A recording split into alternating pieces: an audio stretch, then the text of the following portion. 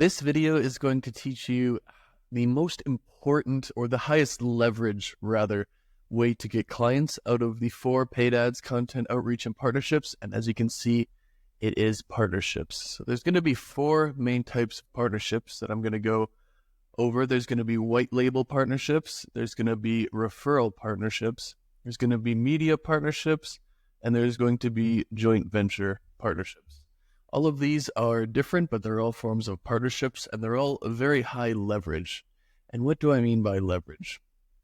I mean that there's 4 types of leverage that you could have. That leverage will take you, help you go bigger, faster, and with less effort. When the difference between the people you see who are going from 0 to 900K in under a year, or even 0 to 500K in a few years, or they get to a 30 or 40 or 50 or $100 million agency, it's because they have more leverage in their business, and not the kind of leverage that you do to trade crypto or buy stocks.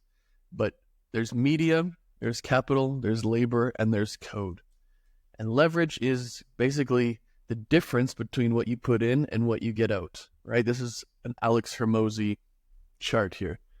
So if you can incorporate more media leverage, more capital leverage, more code leverage, and more labor leverage, you're going to grow a lot faster, because you're going to get way more out than you put in.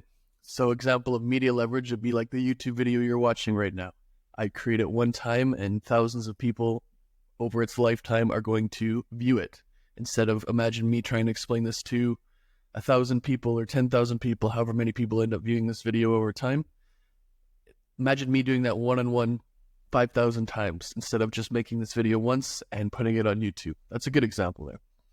A good example of capital leverage is an ad funnel that's profitable. If you put in $1 in ad spend and you get $2 or more out, that's a great example of capital leverage.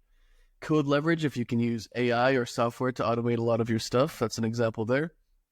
And then we're talking about labor leverage. So sometimes the labor leverage is maybe you're very, very good at training employees and you can just train anyone into a superstar. That's one form. You could use VAs or overseas talent. Or in this video, you can use partnerships. See, how is that labor leverage? Let's say you have 5 white label partners, you have 5 referral partners, you have 5 media partners, and you have 5 joint venture partners. That's 20 partners. Instead of just you and all of your efforts, you're essentially benefiting from the efforts of yourself plus 20 other people. So you're one person, you're benefiting from 21 people's labor. That's an example of labor leverage, and that's why partnerships are going to be so powerful for you.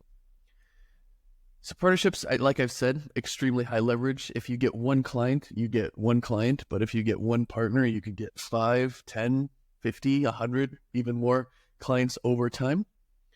We're taking advantage of other people's labor. Their audience, their clients become your clients through partnerships. And partnerships will give you an aura of legitimacy and status, kind of. If you have a good ad funnel, that's one thing. You're great at content, that's another thing.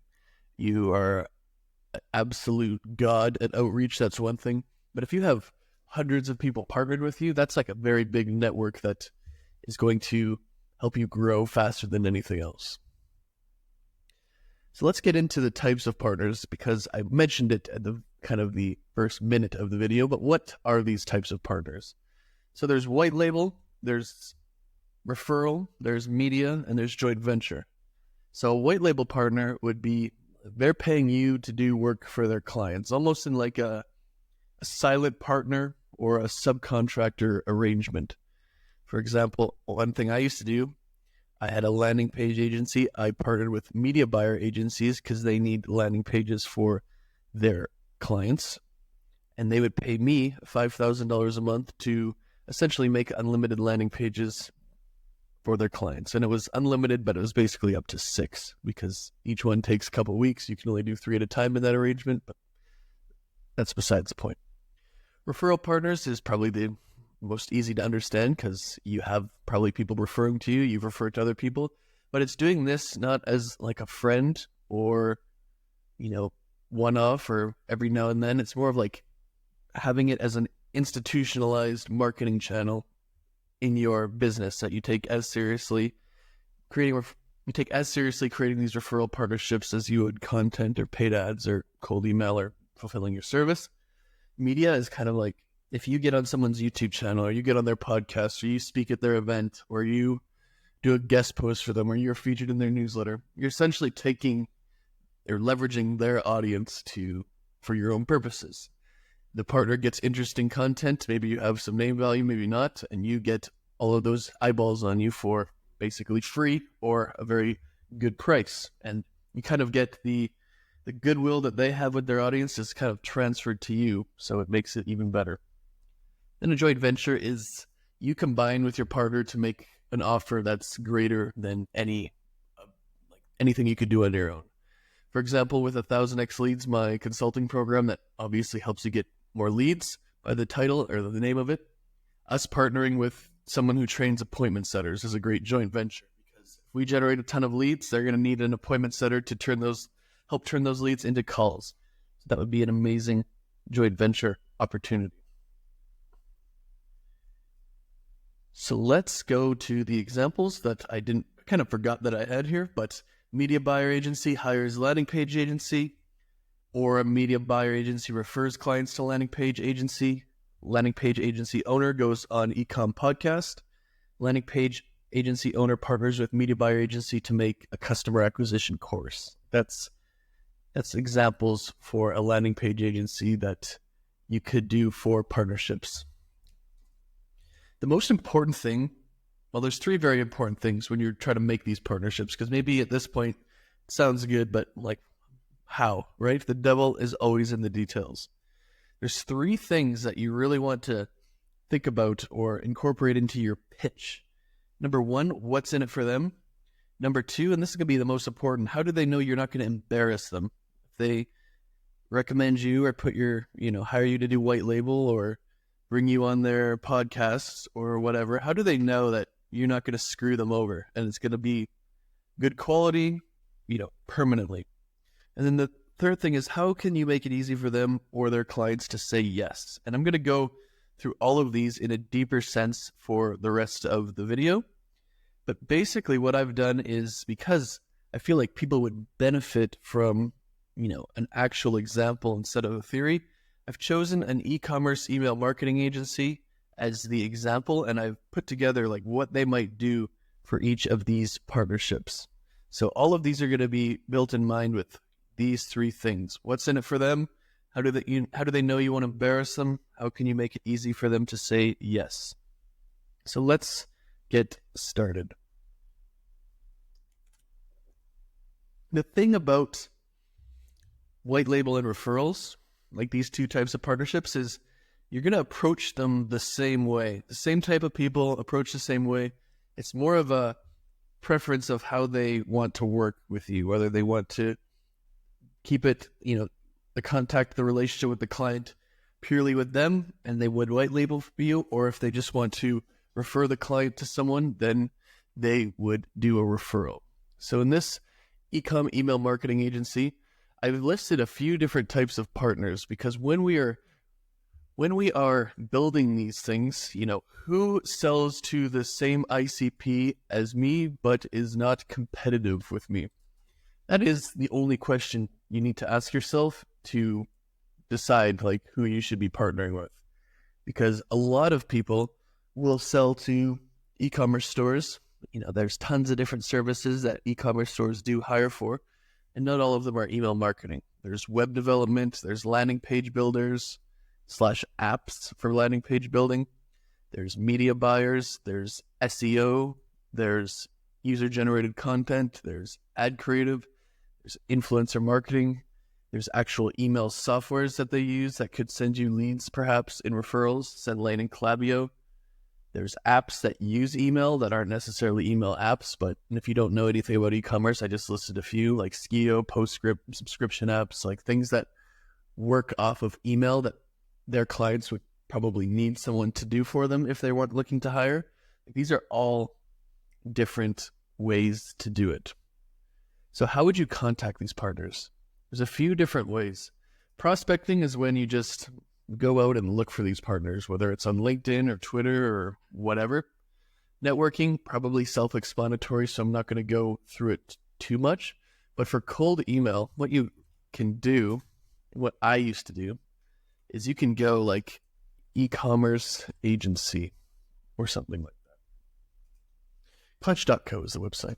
And now you have a list of all of these firms, and then you just either hire someone, or if you know anything about scraping, you can scrape all of the emails from this and then validate them, and then that becomes your cold email list. You can do that for basically anything in terms of this kind of partnership, anything, media buying.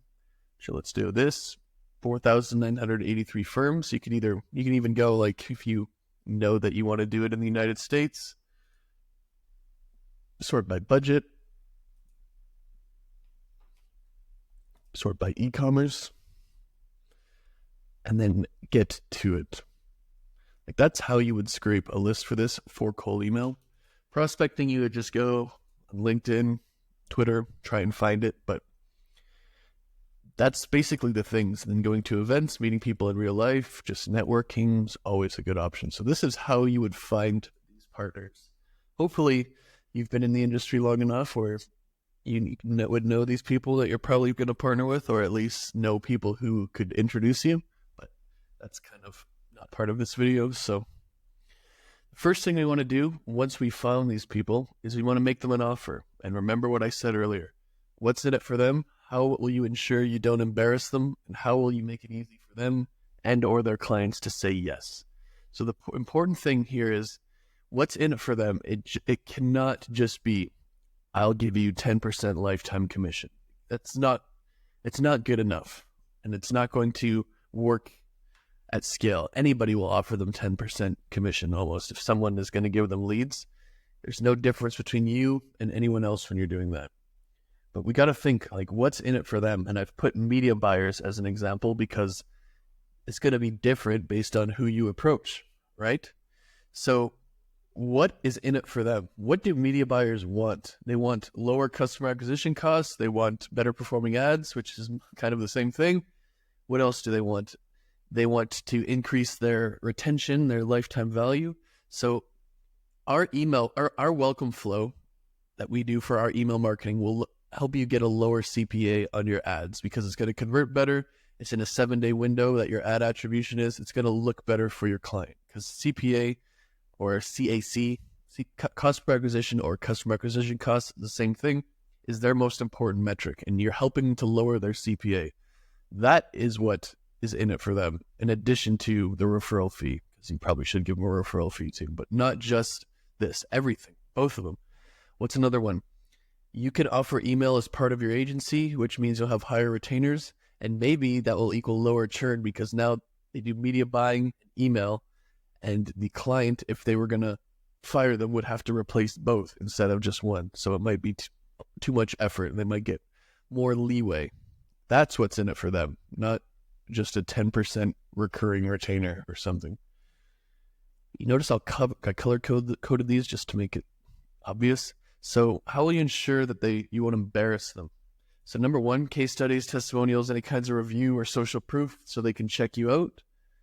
This is why partnerships are typically, like if you're just starting and you have none of this, typically you go outreach first because it's free, I guess, easiest.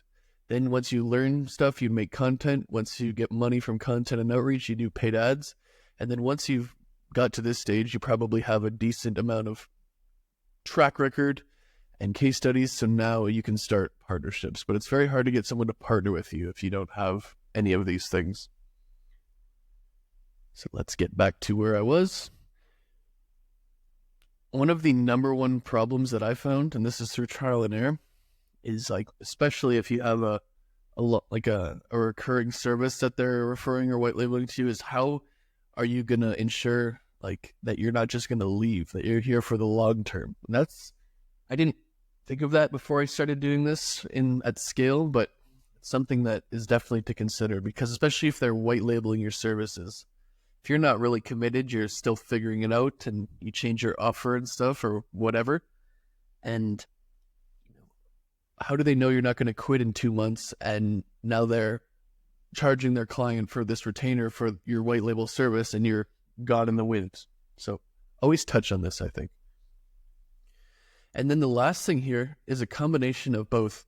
How will you ensure you don't embarrass them, and how will you make it easy for them to say yes? And this is the smartest thing that I have found, I guess you could say. Free work doesn't have to be extensive, but it should be something, one-time fee. If you do free work, your partner is off the hook. You're not going to embarrass them because the client didn't pay anything until verifying you know what you're doing, and then it's their decision. Your client is completely off the hook, and free work makes it a lot easier and less friction for them to introduce you to their client and their client to say yes. Introduce, hey, this is my landing page guy, Matt. You guys take it from here. Or, hey, this is my landing page guy, Matt. He'll build you a landing page for free, and you only pay if it's 10% better than your original in an A/B test. You talk about offers, and making offers to your clients and their clients, or your partners and their clients, are higher leverage than even making offers to the general market.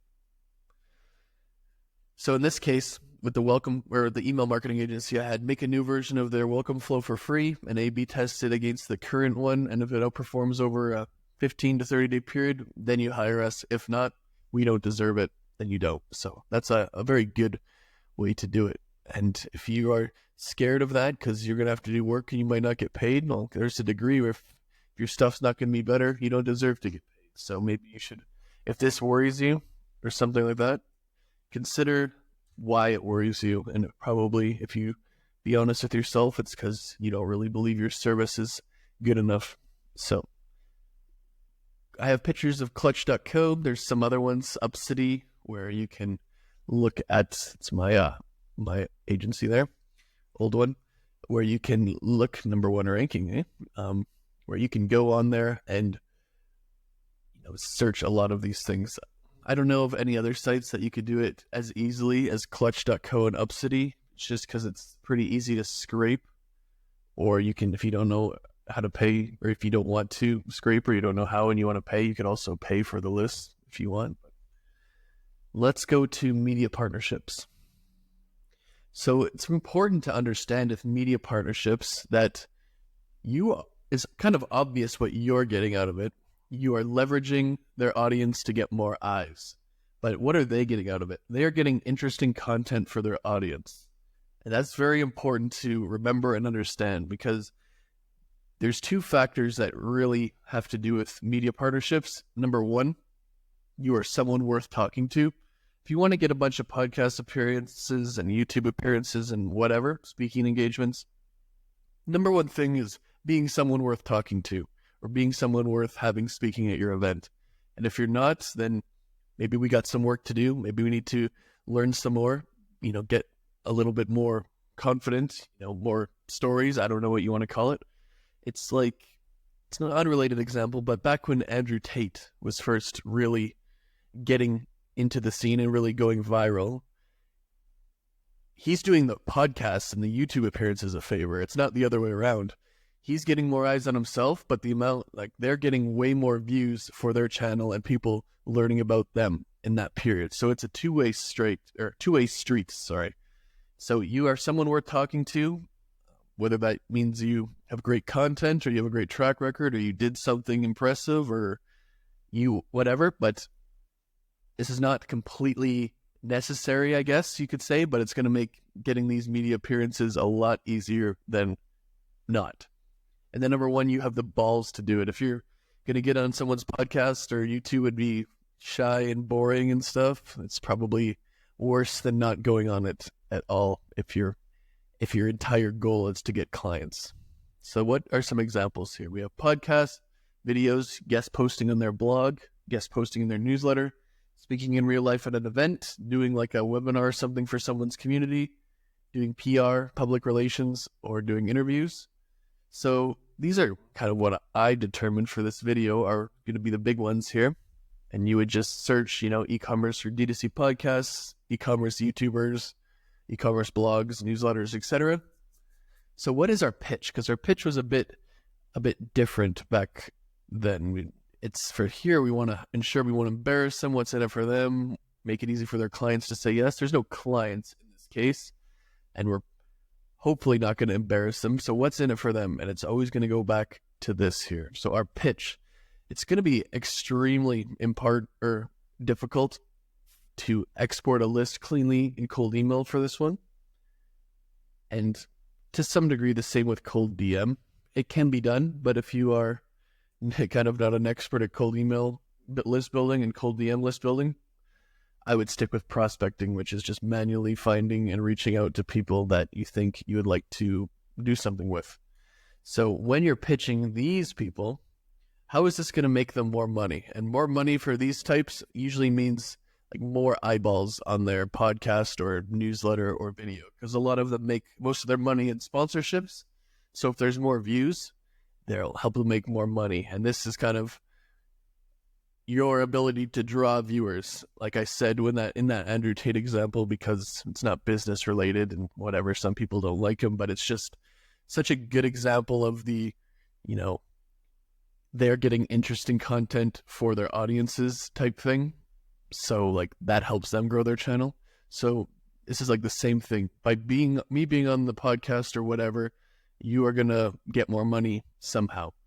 You are helping them build track record or portfolio to some degree. And this is going to be more, probably if this is your first podcast ever, it's not going to be good. But let's say you're Alex Hermosi, for example, and someone got you to speak at their event. That event becomes a lot more legitimate just by the fact that he's there and other speakers want to go to it as well, type of thing. Like case study, but the other way around. And then you'll promote it to your own audience as well. If you have your own YouTube channel or newsletter or whatever, just tell them that you're going to promote it to yours as well. And your people are going to find out about them. Their people are going to find out about you. And it's going to be mutually beneficial for everyone. So for this hypothetical e-commerce email marketing agency, I have D2C Podcast, which is like probably the biggest one. I'm not sure, but this is one. I don't know. There's a few. Like there's Chew on This, I think it's called. There's just a few different ones that you could presumably go on or even pay to go on. And you can pay to go on, podcasts, YouTube channels, speaking. It definitely works out for you in a lot of ways if you do it. And then there's guest posting. If you've got a post on the Shopify, website or whatever. This is just examples. And the last one is joint ventures. So what is a joint venture? It's when you combine with your partner to create something that's better than either of you could create on your own. So in this case, email marketing agency for e-com stores. It's kind of the same crowd as the referral and white label partnerships. So a good thing to do here might be you combine with a developer or a landing page guy and a media buyer, SEO, UGC, ad creative, influencer, and you combine to make a very comprehensive e-commerce course or school where you're all experts on your content and you all make content based on your expertise and then sell it. None of you could have made that course or whatever by yourself, but by combining your knowledge and skill sets, you can make something very good for the market. That's just an easy example of what we're talking about here. So let's go back to here. Partnerships are so important because they utilize labor leverage. If you have 100 partners, you're utilizing the efforts and the labor and the hours and the time of 100 other partners, including yourself. So you're only one person, but you're getting out the labor equivalent of 100 plus people.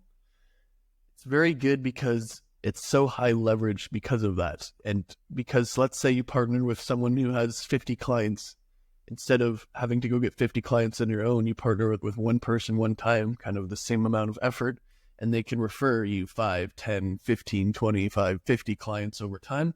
So it's just it can take a little bit longer to make partnerships and get people to trust you, but sometimes not. If you have friends already who do the same thing and you just have not considered the idea to partner before, then that's a good thing to do because it's just so extremely high leverage. You're taking advantage of other people's time and labor, and it gives you a big aura of legitimacy and self-confidence when people are willing to partner with you. So this is going to be a shorter video than normal, but I hope it was helpful, and partnerships are one of the best things you can do, and I'll see you in the next one.